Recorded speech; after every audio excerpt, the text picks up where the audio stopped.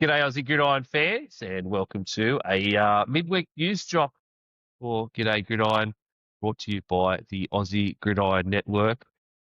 Bit of breaking news this midweek in Australia. The Browns announced Joe Flacco as QB1, as the starter for week one. Just this morning, the Colts announced Daniel Jones as the starter for them over Anthony Richardson. So thought I'd jump on here with Isaac and we'll just have a quick chat about, is it the right decision by both teams? Where do they go from here? And is there just anything out there that they could have done better? So, Isaac, thanks, mate, for jumping on midweek right before you need to have a sleep before night shift. And I'm in the middle of a work day, but midweek news drops. We thought we'd make it a quick one and just see how we go. So yeah, mate. I mean, the big question is are these the right moves by both of these franchises? Obviously, they've been two of the most talked about franchises in the QB roles out there at the moment. There's a lot of flux. The Colts, Daniel Jones and Anthony Richardson, who wins that job? There's been a bit of an active QB battle by two guys that have been in the league for a few years now. And then the Browns, we've mentioned it ad nauseum. They're essentially out there collecting quarterbacks like they're just paper money on the street. So they're running at 6 QBs deep at the moment. They announced Flacco as the week one starter over Pickett, Gabriel, and Shador Sanders, and of course Snoop, Tyler Huntley, who's there as well. So I thought we'd have a quick chat about that, mate. Cheers for jumping on. No worries. Thanks for having me. Any chance to talk about football, and I'm all about it. Yeah, I knew you would So be. it's been good, and I think the Colts have made the right decision. Daniel Jones has proven at some stage that he can actually play football. They've made it to the playoffs. The Giants made it to the playoffs with Daniel Jones. So, and Anthony Richardson's had 2 years there to try and do what he needs to do, and he hasn't done it. So they've gone with the Daniel Jones option, which I think is a good option. He can use his legs. He can throw the ball, and they've got a decent wide receiver core there. So right decision by the Colts, and it doesn't mean the end of Anthony Richardson in Indianapolis. He may just need to sit behind Daniel Jones for a year and really reserve and study the playbook and study how he's going to get better. There's been chatter that he's working on his footwork. Just keep working. I'd say just keep working to get that starting role back. And maybe if they move on from Daniel Jones, then that's when Anthony Richardson will step in. Yeah, there was a report out there that came out on X a few hours ago that basically said that Anthony Richardson, this doesn't mean the end for the Colts and Anthony Richardson, and that he didn't necessarily have to win this starting job battle to be considered part of the franchise going forward. I think they're just considering their options. They're trying to get him to a place where he can be the starter, or whether they move on from him. So, yeah, I think it's the right move right now, week one through whatever for the Colts season. I'm a bit off. I mean, I like Daniel Jones, and it's the reason I'm really, this whole situation was the reason I wanted to grab you, because you and I have been sort of both sides of the fence with some of these things, especially the Brown stuff. So, yeah, I like Daniel Jones. I think he can be a good quarterback, especially with a functional offensive coordinator and head coach, neither of which he's had in his career so far. And the Colts are kind of set up a bit more for success, regardless of who the QB is. Who the QB is. Of course, we talked the other night. They've got Jonathan Taylor. There's receiving core is not too bad with Pittman, Josh Downs, Darnay Mitchell, Alec Pierce, Tyler Warren. Of course, has been nothing but talked about. I wouldn't be surprised if he's wide receiver 2 at some point in the year, essentially, from the tight end position. And they've got a pretty damn good defense. And with Lou Anarumo coming on board, who is no slouch as defensive coordinator, I think that it's a good way forward. Richardson, I think you're right, mate. I think he just needs to just keep working on those fundamentals, working through how to be a starting level QB in the NFL, and push himself in all aspects, I guess, of how to be a player in the NFL, and just learn from some of these guys who have, like Daniel Jones, who've taken massive hits in their career and still keep bouncing back. Yeah, and I wouldn't underestimate the 2 or 3 weeks that Daniel Jones had in Minnesota at the end of last year. Having KOC there as a head coach, just teaching him all the other things that he can look for and for all the things he can work on, it'd make him a better quarterback when he goes over to Indianapolis. How do you think they'll go early season? They got you Do got they go? versus Miami, versus Denver, so 2 home games in a row.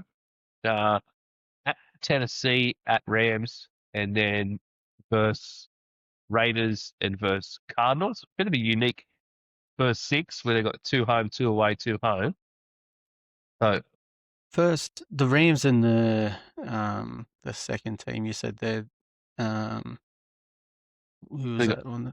Dolphins, Denver.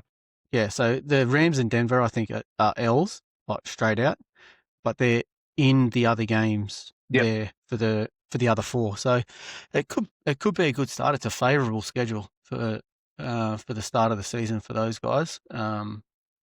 So yeah, they could potentially start 4-2, or they could start 3-3. Yep. I would expect to see Daniel Jones for at least those first couple of weeks. I expect him to start not only against Miami, but against Denver as well.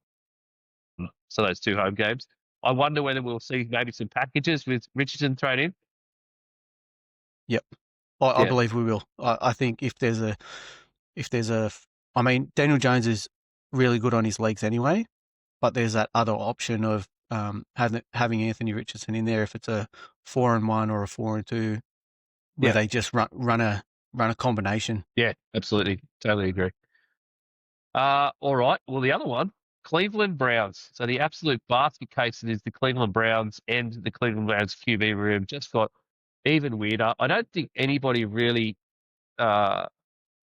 is surprised that Joe Flacco is named the Week 1 starter. I think the surprising thing is they haven't released the rest of the depth chart. We've got 4 QBs that they're going into the season with. I think Tyler Huntley we can take out of the equation. Deshaun Watson, of course, he is out on injury for the majority, if not the whole season. So he's out of that picture. But I think the surprise is the fact that Kenny Pickett has still got that weird oblique injury. Shador Sanders now has a calf or something. He's got a weird injury as well. And Shador Sanders looked good in that first preseason game. Dylan Gabriel looked good in that first preseason game. So there's a bit of a thing there. Kenny Pickett, mate, they gave up a lot for Kenny Pickett. They traded DTR and a 5th rounder for Kenny Pickett. So you've got to assume that they thought at some point this season that Kenny Pickett was going to be a guy for them. Like he was going to be QB2, possibly the starter once Flacco sort of starts tapering off.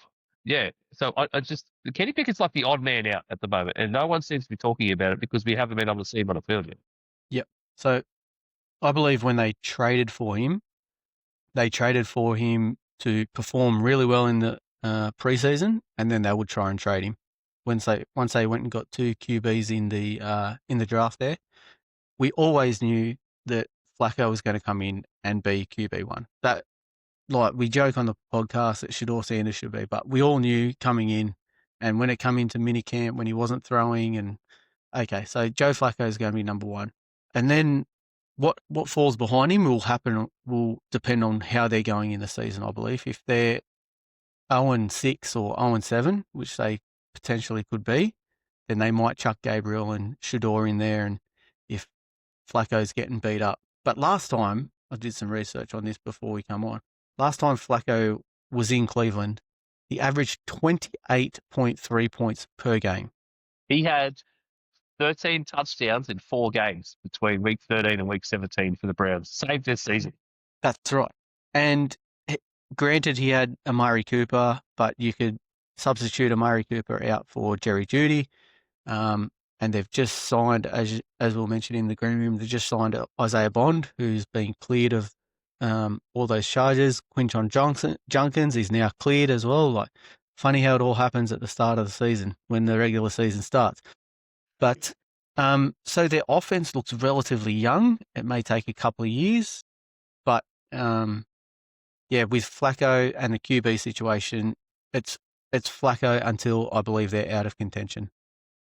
Yeah, I agree a little bit.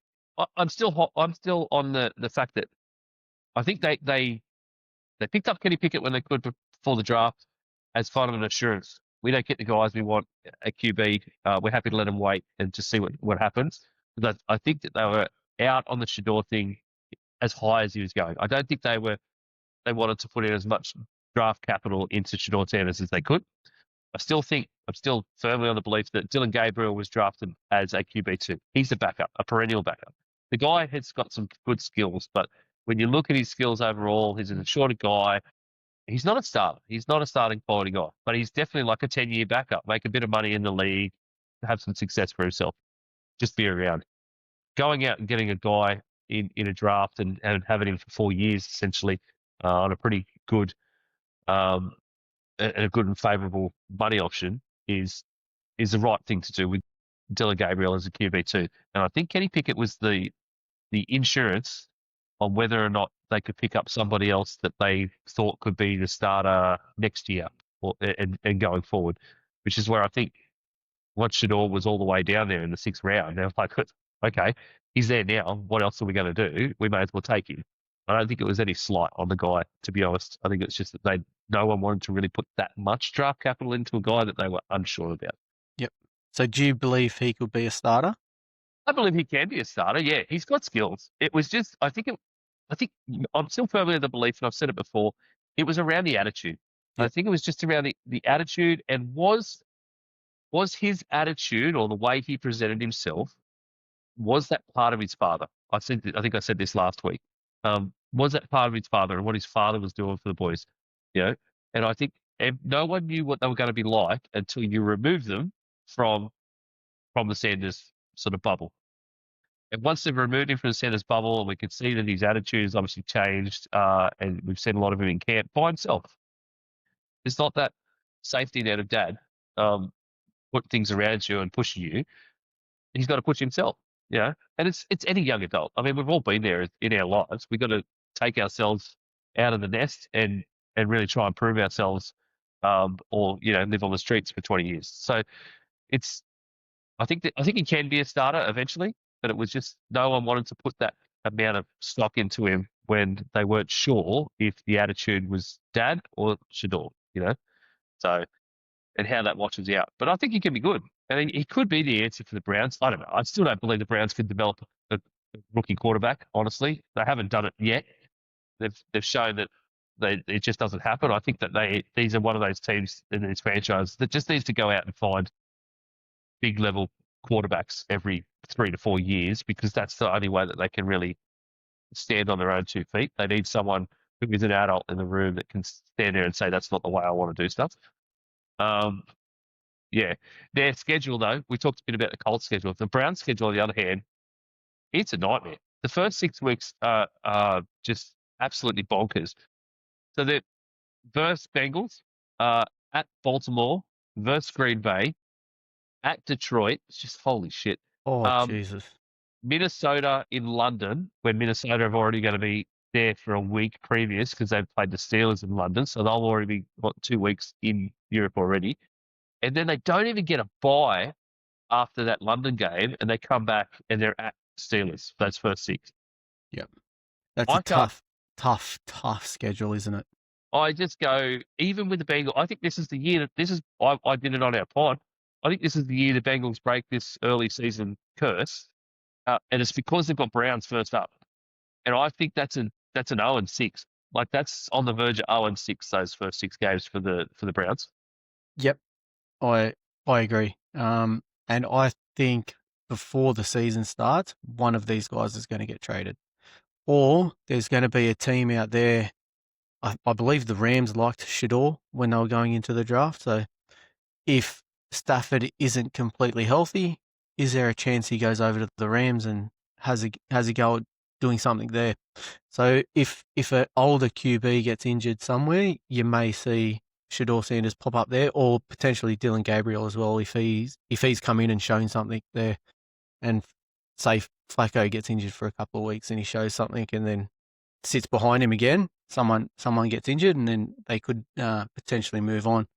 But again, like you're saying, Kenny Pickett's the odd man out there. I don't know really he was bought in for the insurance, but they don't need it anymore. So That's right. They don't need anymore. Exactly. that's And I where I can't see it. see unless they play him in this third game, in the third preseason game, so they can show that he can still function as a quarterback in the NFL, and then maybe try and get something. I think he's the guy that goes, and I do find it weird because you've traded a pretty decent young player in DTR and a fifth rounder, which is on the verge of good money for the fifth rounder. You know, it's a lot of draft capital to just trade that away because I don't think you get a lot of that back. I think you take a You loss wouldn't. in that trade. Yeah. Because I honestly don't think that they trade Shador. I know I joke with you guys about it a lot, but I don't think they trade either of the rookies. Because why would you? Because you've got two guys that could be the future QB 1 and 2 of your franchise, just on really team-friendly deals. Unless someone really wants to give you a lot more for Shador than you expected. As you say, if someone comes out and says, yeah, we really like him and we'll give you, you know, a fourth or something like that, then you go, okay, well, I've won. Yep, that's right. You've moved up around, really, essentially, haven't you? Exactly, mate. All right. Well, that's a quick news drop for a Wednesday in Australia. So thanks, mate, for jumping on. No We'll have worries, to see thank you. what goes on with these guys. And, yeah, hit us up. Socials, as always, Linktree/Aussie Gridiron Network for all the links. You'll find them all there, and you'll see us on Saturday.